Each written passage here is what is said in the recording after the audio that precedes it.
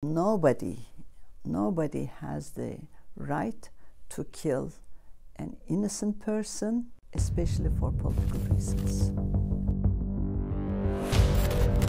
A group calling themselves the Secret Army for the Liberation of Armenia said they did it. They're one of several terrorist groups who've killed Turkish diplomats in the past few years.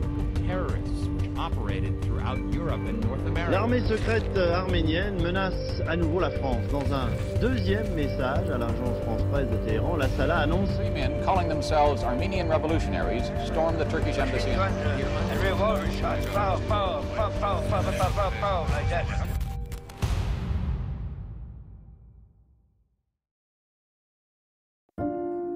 It was the 1970s. Mehmet Baydar and Bahadır Demir served in the Turkish Ministry of Foreign Affairs. They were assigned to the Turkish consulate in Los Angeles. Baydar was given the coveted job of chief consul, while Demir was made vice consul. It was there they received an invitation from an elderly man who they thought was Iranian. The man promised them priceless Turkish artifacts, including an Ottoman-era painting. And so the Turkish diplomats were instructed to collect the items from his hotel. But when they went to meet him, they discovered he was in fact Armenian. And during the course of that meeting, the Armenian man pulled out a pistol and murdered both Mehmet Baydar and Bahadır Demir. It was here, at what used to be the Baltimore Hotel in Santa Barbara, in January 1973, that Armenian-American Gürgen Yannikyan shot and killed two Turkish diplomats. Yannikyan's act set in motion a wave of violence by Armenian terrorist organizations that would kill 77 people, including 31 Turkish diplomats and members of their family. After shooting Baydar and Demir, Yannikyan sat down calmly in the room where he had committed the crimes. He called the police and waited for his arrest. I went to this hotel. I visited the site. I wanted to learn, to know what happened. And the room was being cleaned. And then I went to the morgue. And I just wanted to see, whether it was real or not and what happened. I tried to understand. Following the murders, two Armenian terror groups emerged. They called themselves the Armenian Secret Army for the Liberation of Armenia, or ASALA. And the second group went by the name Justice Commandos, or wJCAG. Both claimed they wanted justice for what they believed was the intentional killing of Armenians under the Ottoman Empire in the early 1900s. But none of the victims of ASALA and wJCAG's attacks had anything to do with this period. They weren't even alive during the Ottoman Empire. They were targeted simply for being Turkish. He wanted the publicity, he wanted to go to trial, he wanted to use this as a call to arms. And he had a manifesto that he mailed out before the murders took place, calling on Armenians around the world to rise up and to kill Turks. The two terror groups went on to kill dozens of people and wounding hundreds of others. They spread their campaign of terror beyond just Turks. Americans, Canadians, and Europeans also became targets. The tactics were just mindless terrorism. ASALA, in going after Turks, killed a lot of innocent civilians too. ASALA was like a loose terrorist cannon. Although ASALA was a leftist Marxist organization and the wJCAG was a far-right nationalist, they were unanimous in their goals. They wanted to force the Turkish government to acknowledge that the ethnic conflict in eastern Anatolia in 1915 was an Ottoman-directed so-called genocide against the Armenians. The legal definition of genocide is that you're trying to kill an entire population by intention. You intend to kill an entire population. And of course, there is no document that shows that the Ottoman Empire intended to kill off the entire Armenian nation. The terror groups were involved in a combination of shootings and bombings that spanned North America, Europe, the Middle East, and the South Pacific. 2 years after the Santa Barbara attack, there were attacks in both Vienna and Paris, in which Turkish ambassadors were killed. Armenian terror groups ASALA and WJCAG were quick to claim responsibility for all the attacks. I mean, there was some surprise, some shock, but you don't see many, if any, outright condemnation of the attack from, at least from the Armenian diaspora newspapers. Turkey's foreign ministry wanted support. Terörizmle mücadelenin kesin başarıya ulaşabilmesi için bu konuda tüm hükümetlerin kendilerine düşen yükümlülüğü daha fazla gecikmeksizin üstlenmeleri gerektiğini bir kere daha hatırlatmak istiyoruz. But more and more diplomats were being killed, and the terrorists behind the attack were not being identified. In 1977, a member of WJCAG shot and killed Turkey's ambassador to the Vatican, Taha Çadım, as he was entering his residence in Rome. The attacker escaped, unidentified. Then 3 years later in 1980, the terrorism intensified, and there was a sudden, dramatic increase in attacks. 6 more people were killed, and 92 others were wounded in 98 attacks. In July of 1980, Turkey's administrative attaché in Athens, Galip Özman, and his 14-year-old daughter, Neslihan Özman, were killed after an Armenian gunman attacked their vehicle as they waited at a traffic light. This time, the killer was identified. He was Armenian-American Monty Malkonian, who was later invited to Armenia. If you look at, for example, the most infamous American who was involved in this issue, Monty Malkonian, he was invited to Armenia, and then at his funeral, there's again, one of the last State Department telegrams. Washington is asking the embassy in Yerevan, in almost disbelief, if the president of Armenia knows that Monty Malkonian is a known international terrorist, and why is Armenia giving him a full state funeral? Many in Armenia celebrated these terrorists. The country provided a safe haven for those who were wanted and even treated them as returning national heroes. Some in these groups wanted to just kill Turkish diplomats. They were all okay with that. And it didn't quite matter if it was a family member, a child, or of the Turkish diplomat either. So there are children who have been killed in the attacks against the diplomats themselves. And then there was another group that said, that's not good enough, we gotta kill civilians to show people how serious we are. And the question was then, was it just Turkish civilians? Things were becoming very difficult for Turkish staff overseas. Diplomats were receiving constant death threats. Then, Turkey's Consul General in Sydney, Australia, fell victim to such threats. My dad was killed the day that Rumi reached his creator on the 17th of December. And they call it the wedding night. It's a spiritual night, and that's when he passed away. I mean, so it's something holy. I look at it as a very holy event. On the 17th of December 1980, Turkey's Consul General in Sydney, Şırıkariak, left his residence. He and his attaché drove away in 2 cars. A few moments later, they were cut off by 2 masked men on a motorcycle. One of the men jumped off the bike and first shot the attaché using an automatic rifle. He then moved towards Ariak's car and shot him through the windshield.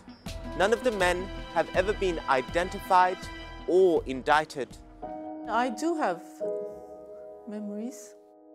It was right in front of me. I was like 8.5, close to 9 years old. We always had this thing about like they were going to come and kill my dad. Like it was already, like we're like, okay, it's going to happen like one day or something like that. So it wasn't And then it happened, unfortunately. We were like surprised, like what the heck is going on, like screaming. But that's all, I mean. Bir dakika durur musunuz?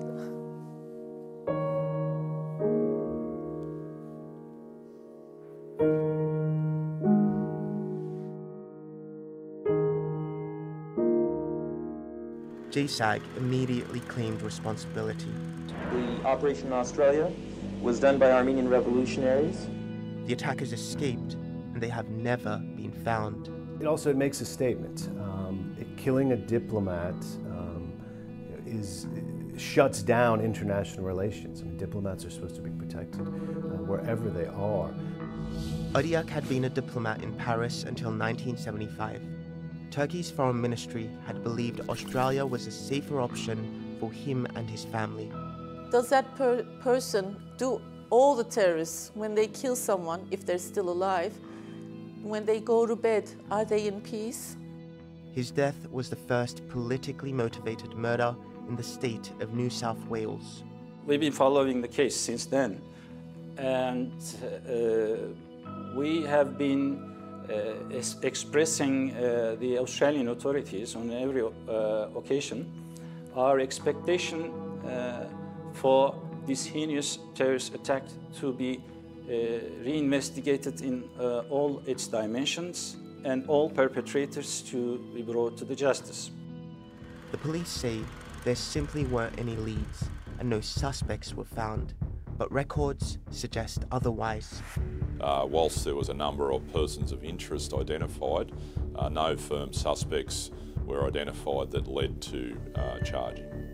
Now, you say no firm suspects were identified, but in the ASIO reports of '87, it clearly states that there's a chief suspect to this, and his name is Levon Demiryan. Was he not part of this? Yeah, I'm not going to go into specifics around people named. There is certainly some material that's in the public domain, but it's counter to our investigation to focus on people as individuals. But just to understand, doesn't the Australian police work with the ASIO officers? Isn't there a coordination, or are they separate departments? No, certainly there's a joint arrangement there in relation to intelligence and evidence sharing. Look, I think we need to stop. So, turn it all off. Turkish newspapers at the time reported that Australian authorities were told about the threat to Odiak and that Turkey had requested protection. I think only years later I remembered, and I probably haven't told this to the police, so they may want to come and see me. I was playing across the road with the tennis ball. I see the tennis ball across the road against that little house, which has now got a fence around it. And I remember the ball going over, and there was a man there with a motorcycle. And I'm sure he was watching and just seeing what was happening and basically casing the place. I'm assuming it was the man, or one of the men. Now Australia too had an open case, an unidentified terrorist. Now almost 40 years later, the Australian police have decided to reopen the investigation with a reward of $1 million Australian dollars to anyone who provides information that leads to an arrest. But why was security not being given to these Turkish diplomats at the time? Was it that these terror attacks were being viewed simply as Turkey's problem to deal with? Was it possible that there was a blind eye being turned towards ASALA's and JCAG's activities? In 1981, Paris again became the location for another attack. 4 members of ASALA stormed the consulate after killing the security guard outside. The terrorists took 56 people hostage, including 8 women and a 3-year-old child. It was a terrifying ordeal over many hours. The terrorists tried to negotiate with French authorities, asking for political asylum. After the siege finally ended, the 4 men were convicted to 7 years in prison. The short custodial sentences caused outrage in Turkey. Some media outlets alleged that a secret deal had been made with the French government, and when the French Interior Minister, Gaston Deffer, called ASALA's cause just, it added insult to injury. I think the French regretted that very quickly, And the French even saw it as backfiring. To make a deal with the terrorists, it usually is going to backfire, and it's not going to solve the problem. It's going to make the problem even worse for France. As allegations of transnational support for the terror groups continued, so did the terrorism.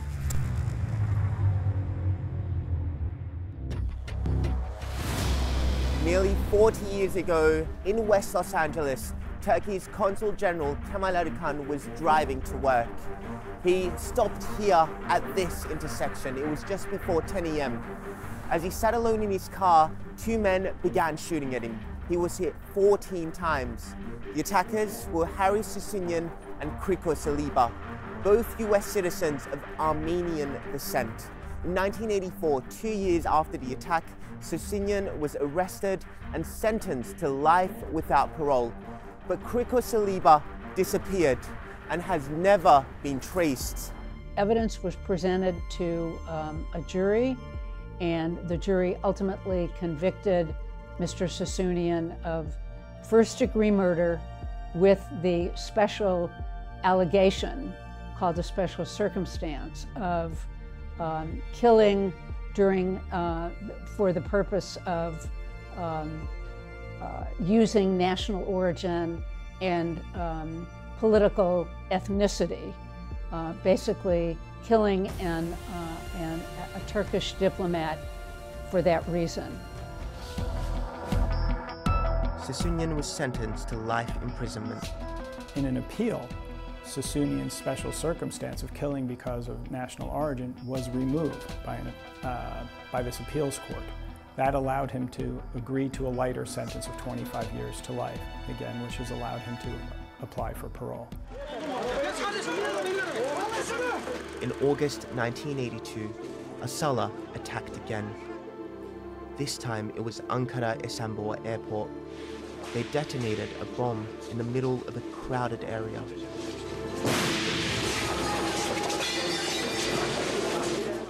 The two attackers then opened fire with machine guns, shooting randomly at airport staff and passengers. 9 people were killed and 72 others were injured. The dead included 3 Turkish police officers, 3 airport workers, an American and a German. In 1983, yet more civilians were targeted. It was another attack in Paris, this time at Orly Airport, and this time people finally began to pay attention. Well, I think the Orly Airport bombing in France was one that turned a lot of neutral people against the Armenian terrorists, and even turned the Armenian civilians against the terrorists, because it was bringing bad publicity to the Armenians. A bomb exploded near the Turkish Airlines check-in desk. 4 of the victims were French, 2 were Turkish, 1 was Greek-American, and 1 was Swedish, including 1 child. It was the bloodiest attack on French soil since the Algerian War ended in 1962. This moment that was so spectacular, that killed an American, it killed some Swedes, some Germans, it had an international impact, and could have been much deadlier. I mean, it seems that the bomb went off early, when it was designed to blow up in the plane and have killed everyone, but it blew up in the baggage handling area. This was a turning point for Armenian terror groups ASALA and WJCAG. The attack drew international outrage. After the Orly attack, they round up the Armenian suspects very quickly. So it seems that they had still been under surveillance. The French knew where they were, but they were letting them operate as long as nothing took place in France. Just 12 days after the Orly bombing, 5 members of WJCAG stormed into the Turkish ambassador's residence in Lisbon, killing a Portuguese policeman and the wife of the chargé d'affaires, Cahide Mıhçoğlu. A force of more than 150 police surrounded the building, eventually killing all 5 of the attackers. The terrorists became known by the Armenian diaspora as the Lisbon 5. And even today, they're commemorated in different parts of the world with vigils. But support for the groups was now waning. As it became more and more clear that these were just ruthless, murderous terrorists who did not really have a legitimate cause to be murdering people. The transnational support began to dry up. The two groups had become a primary threat in the West. The United States was unsafe, not only for Turkish expats, but for anyone even associated with Turkey. Excuse me, I haven't done anything to you people. I'm a good person. It's like, how dare you come after me or my family? Bonnie Joy Kassan was married to a Turkish man and was well connected with the Turkish expat community in California. She was asked by the Turkish ambassador if she would become honorary consul in San Francisco. They had made such an impression on how much terrorism and assassination of diplomats and their families was taking place worldwide, and having experienced it in California, the first words out of my mouth to Ambassador-elect were, well, sir, does a coffin come with a job? And if you think about it, that's kind of a bizarre thing to say, but obviously it had made an impact on the Turkish-American community. Well, maybe you're asking me because I'm an American, I'm a woman, and maybe I have adopted John Travolta's theme song, Staying Alive. Bonnie accepted the role, but life changed for her. I really resented it, that to take care of myself, I would have to learn to handle a firearm, and I'm not a gun person. And also, the sheriff at the time, understanding the situation, granted me a concealed weapon permit. I was one of very few women at the time to be allowed to carry a concealed weapon. After 1984, ASALA and WJCAG ceased their attacks. The terrorism that had caused so much fear finally came to an end, and the two groups slowly faded out. I think the main reason that terrorism ended in the mid and late 1980s, most civilized people in the world do not believe in terrorism. Turkey was the target for a vast amount of all international terrorism in the 1970s and 80s. There are no other diplomatic service in the world that has lost as many of its members to terrorist attacks than the Turkish Foreign Ministry. They failed. The Republic of Turkey remains, the Turkish government remains steadfast in its positions on these issues, and the WJCAG and ASALA will die when the last of their members die. The deep impact on those affected by ASALA and WJCAG remains, but the events of that period continue to go undiscussed, unacknowledged. The topic even remains taboo in countries like France. I reached out to a local journalist there to help me work on some interviews for this documentary.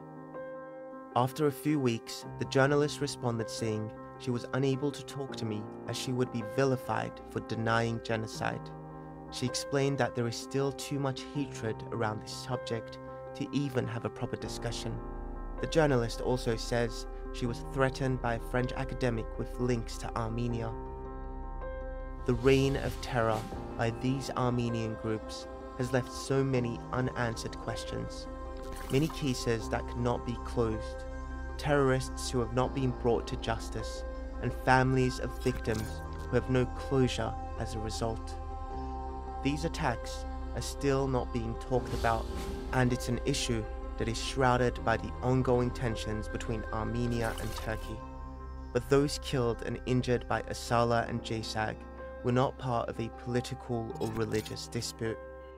These men, women, and children were innocent victims, targeted for a mere association with Turkey, a deliberate campaign to spread fear.